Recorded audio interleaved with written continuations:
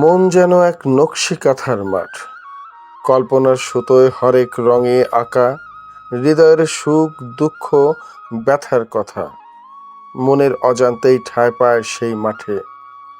নিবিড় শিল্প সমৃদ্ধ কারুকাজের সমারোহে যত ইচ্ছে, বাসনা, ভাবনা আর কল্পনার মিশ্রণ।